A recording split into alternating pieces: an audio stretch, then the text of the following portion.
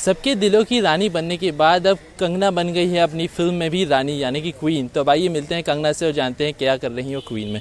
कंगना, विकास बहुत बहुत स्वागत है। Thank you Ashutosh. Hi Vikas.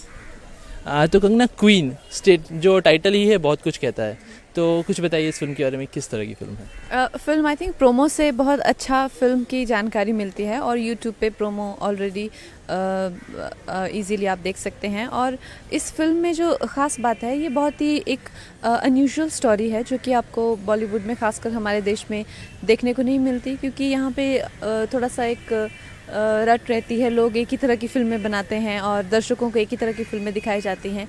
तो ये अनकन्वेंशनल है, कॉन्सेप्ट अपने आप में बहुत ही बोल्ड कॉन्सेप्ट है, बहुत ही करेजियस मूव है ये एक लड़की की कहानी पे फिल्म बनाना जो कि अपने आप अकेली हनीमून पे चली जाती है। तो this is a very refreshing concept. Vikas, queen की जब बात करें तो सबसे पहला नाम कंगना का ही क्यों आया? कुछ मतलब क्या आपने सोचा थी कंगना को ही पहले लेने से? कोई पहला नहीं, वो पहला और आखिरी नाम था, तो अगर वो मना कर देती तो ये स्क्रिप्ट ही रह जाती। पर मुझे लगता था कि कैरेक्टर को प्ले करने के लिए जो सबसे बेस्ट पर्सन होगा वो कंगना ही होंगी, क्योंकि वो कैरेक्टर में घुस जाती हैं और फिर कैरेक्टर जो निकल के आता है that is much more than what a director can write. तो इसलिए मेरे लिए कंगना ही स्टार्टिंग और एंड थी इस कैरेक्टर के लिए। कंगना, शायद पहली बार आप कर रहे हैं कि शादी के बाद अब हनीमून तक, मतलब पहली बार हमको ऐसे तरह के किरदार में देख रहे हैं, तो कितना आसान या मुश्किल था इस तरह का किरदार निभाना? अब आसान बहुत ही, मैं कहूँगी इसकी अपनी मुश्किलें भी थी और आसान इसलिए था कि मैं सिमिलर बैकग्राउंड से आती हूँ, मैंने सिमिलर फैमिली सिस्टम देखा हुआ है, सोशल सिस्टम देखा हुआ है, तो मेरे लिए इस लड़की को समझ पाना इतना मुश्किल नहीं था।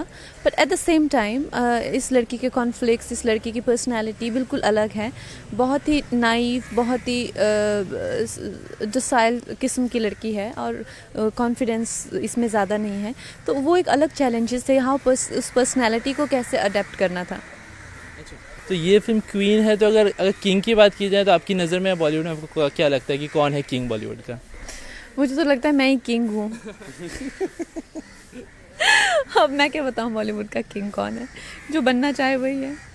अच्छा कंगना, तो कंगना अब जैसे इस तरह का रोल है, आप हनीमून में अकेली चली गई, तो लाइक क्या है बेसिकली, मतलब शादी होती है बट हनीमून में अकेले चले जाते हैं, तो कुछ अगर वो डायरेक्टर बताएंगे इन्होंने कॉन्सेप्ट वो तो आपको फिल्म देखनी पड़ेगी ये देखने के लिए कि हनीमून पे अकेले क्यों गई है। खुद से चली गई, किसी ने भेज दिया, कोई गुम गया, पता नहीं। पर कंगना मेरे ख्याल से रियल लाइफ में भी अकेले हनीमून पे जाने के काबिल हैं। तो कंगना, जैसे कि इन्होंने कहा कि आप रियल लाइफ में भी अकेले हनीमून जा सकते हैं, तो लाइक कैसे, क्या कहना चाहेंगे? वेल हनीमून तो पता नहीं, लेकिन मैं खुद अकेला ट्रैवल करती हूँ और इनफैक्ट मुझे बहुत ही अच्छा पीसफुल लगता है जब मैं खुद जाती हूँ, क्योंकि मुझे लगता है मैं हमेशा लोगों से घिरी रहती हूँ जब मैं भारत में होती हूँ, और जब मैं बाहर ट्रैवल करती हूँ तो मुझे बहुत सुकून मिलता है। तो विकास, अब जैसे कि आपसे जान रहे हैं, आप चिल्ला पार्टी के बाद आपकी सेकंड मूवी है, तो किस तरह का एक्सपीरियंस रहा कंगना के साथ काम करने का? बिल्कुल वैसे ही जैसे वो 10 बच्चे थे, बिल्कुल वैसा ही, innocent, nice, happy, and we had a super time making the film. So it's really good fun. Kangana, queen वाकई में अब रियल लाइफ में भी क्वीन ही दिखती हैं, तो लाइक ऑफ द स्क्रीन किस तरह का होता है? आप रियल लाइफ में और रियल लाइफ में कितने डिफरेंट है या सेम? वेल रियल लाइफ और रियल लाइफ में तो बहुत डिफरेंस होता है, बिकॉज ये किरदार जो हम निभाते हैं इनकी पर्सनालिटीज़ अलग होती हैं, इनके और हमारी एक्टर्स की पर्सनालिटी अलग होती है, तो ये तो नहीं कहा जा सकता। अगर कलाकार एक किरदार से हमेशा ही अलग रहेगा। तो जाते जाते अगर कोई फिल्म का एक डायलॉग जो आप अपने दर्शकों के लिए कहना चाहेंगी? आई थिंक जो सबसे ज़्यादा डायलॉग पे लोग हंसते हैं वो यही है कि मेरा सेंस ऑफ ह्यूमर बहुत अच्छा है, लेकिन आपको धीरे धीरे पता चलेगा।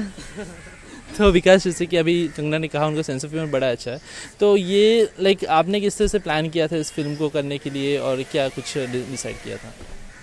मैं चिल्लर पार्टी के बाद ये फिल्म लिख रहा था 2 साल के लिए, और फिर मैं गया कंगना के पास और कंगना को अच्छी लगी स्क्रिप्ट, तो फिर हमने उसके बाद जान लगा के ये फिल्म बना दी। पर ऐसे ही होता है, फिल्म तो लिखते हैं, जब एक्टर मान जाते हैं और कोई पैसे दे देता है हम जाके फिल्म बना देते हैं। तो कहीं ना कहीं लोग कह रहे हैं कि ट्रेडिशनल लुक है, तनु वेड्स मनु से भी लोग जोड़ रहे हैं, तो क्या लगता है आपको, कुछ वाकई में कुछ सिमिलरिटीज़ है या काफ़ी अलग है एक दूसरे से? नहीं, बहुत अलग है। तनु वेड्स मनु एक लव स्टोरी थी और ये एक लड़की की ट्रैवल की कहानी है, और उसका अगर तनु को देखा जाए तो एक मुंहफट बहुत ही बेबाक किस्म की लड़की थी और ये लड़की बहुत ही, इसका स्वभाव बहुत ही डिफरेंट है, बहुत ही दब्बू किस्म की लड़की है, सीधी सादी बहुत ज़्यादा है, तो अलग किरदार है और अलग फिल्म है बिल्कुल।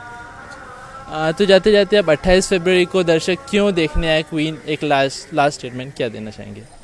28 फरवरी को क्यों देखने जाएं दर्शक, वो तो दर्शक ही डिसाइड करेंगे वो क्यों देखना चाहते हैं फिल्म, पर हम ये कह सकते हैं कि अगर आप देखें फिल्म तो आई वी होप कि आप इसको बहुत इंजॉय करें।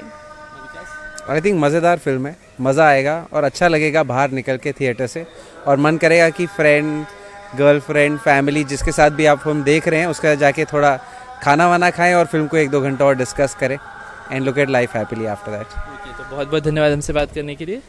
Thank you Kangana. ओके, तो ये थी कंगना जो बता रही थी अपनी फिल्म क्वीन के बारे में। कैमरामैन जीतू गोयल के साथ आशुतोष बड़गैया, लाइव इंडिया, मुंबई।